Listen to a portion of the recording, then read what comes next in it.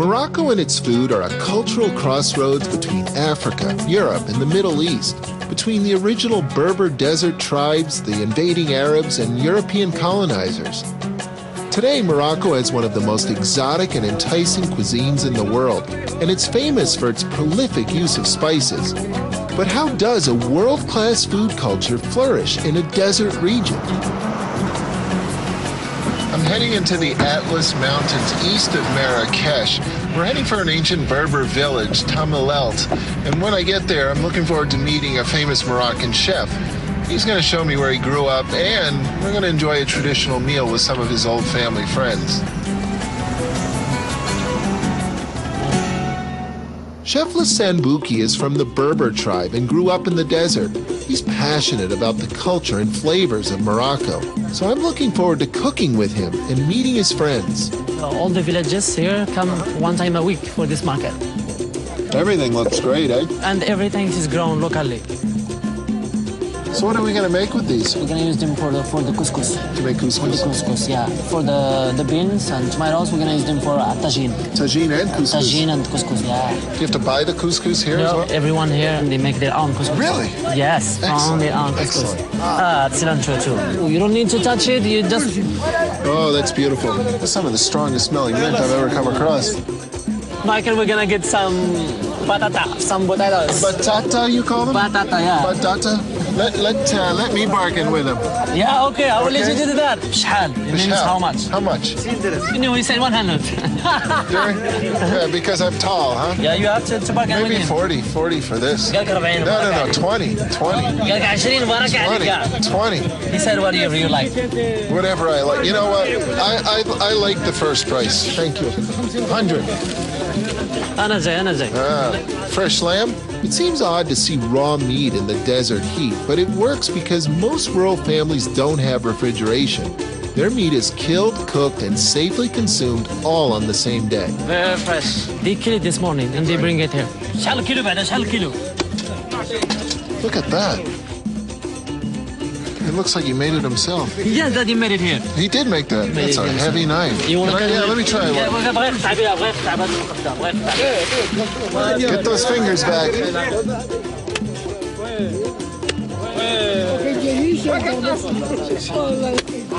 Tell him it should be 250 because I did all the work.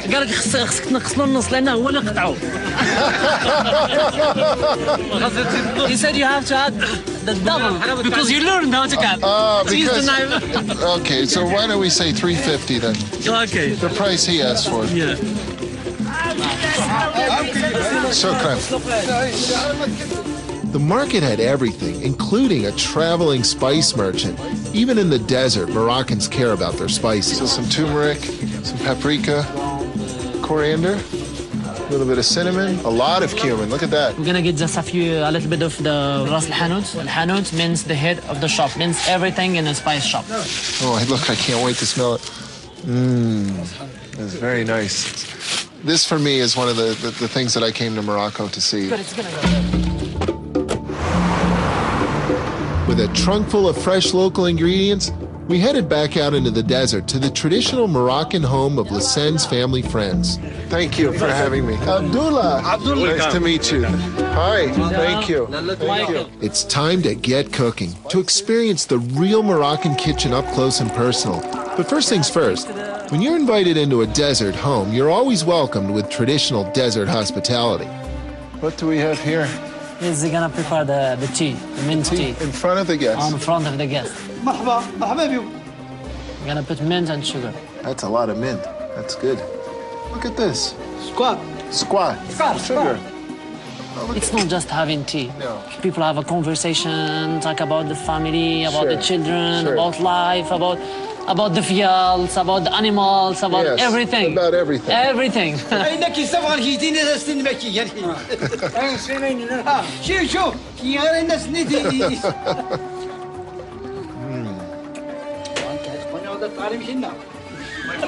This is my first food experience in Morocco, and it's simply mint tea, but it's a lot more than mint tea.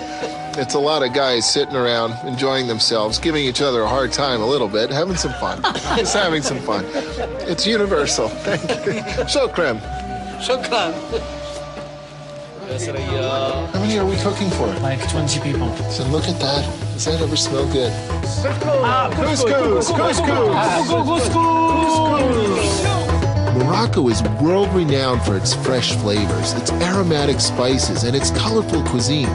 But mysteriously, all of these flourish in a desert culture. I'm here to explore why with my friend, Chef Lassane Bouki.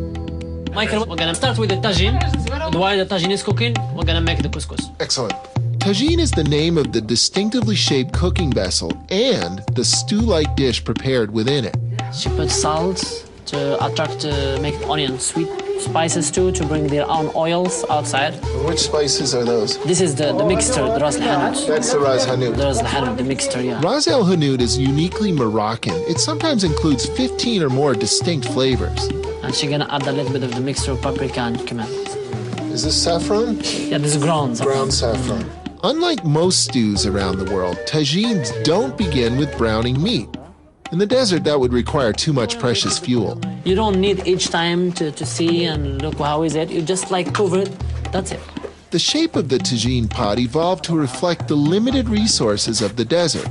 I have a tagine just like this at home, and I use it all the time. But one thing I never understood is what this hole is for on top of the tagine. Mine has one just like it, and apparently it's for filling up with cold water, because when you do, it keeps the top chilled, and that means the condensing process works even better. The vessel's shape allows the meat to simmer and tenderize with just a small amount of precious water.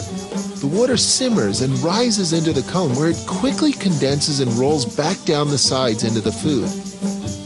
The water constantly cycles, so the tagine doesn't need stirring by a busy cook with lots of other things to do. Ingenious. Is it normal for everybody to pitch in and help out like this? Yeah. Michael, she's gonna start the couscous. Is that what that is? Couscous? Yeah, that's the couscous. Can I help? I've never done this. Yeah, you can help. And what are we trying to do? Work the water into it? Sort of rubbing it back and forth? Yeah. Breaking it up into little pieces? Breaking it, yeah, and then we're gonna sieve it. Well, we started with It's very simple. a basic whole wheat flour. Yeah. Some water has been added to it. And we're now sort of rubbing the flour in such a way that instead of having one giant ball of dough, we have a whole bunch of tiny little ones, and now we're sifting it. Cookbooks will tell you how to make something, but they never quite explain why. Couscous is really just an efficient way to take a given volume of flour and quickly turn it into a meal.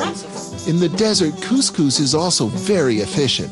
It's made with minimal water, and it's cooked with minimal water. So we're making a lamb stew here, and as it boils, the steam goes through the holes, the couscous is here, and that's what gives the couscous its flavor.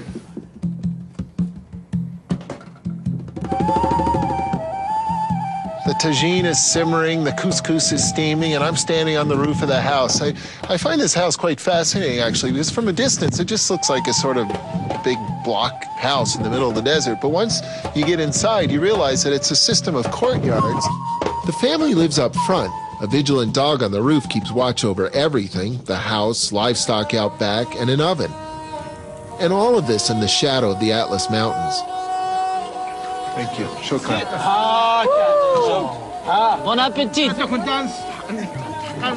Spring of the... What a flavor. And the spices. Very rich. Follow your mouth with the... Incredible. This is one of the most flavorful things I've ever eaten in my life. Perhaps the best part of this experience is how communal it is. Yes. The fact that we're all sitting here together, enjoying this and sharing this food together. This is very special. Couscous! Couscous! This is like we did in Jordan with the Mansa. Form it into a ball, roll it around a little bit, get it nice and tight, and then without touching your mouth. Yes. That's it. Like that. Not bad for a beginner, huh? Good job. This is the first time that I've actually eaten fresh couscous. It's got tooth, but it's al dente, like good pasta. It's really good. The spices, again, the spices. Oh, thank you to the family for inviting me to share this. You're welcome. Thank you, everybody. نون صحيت نون. شكرا. Thank you so much.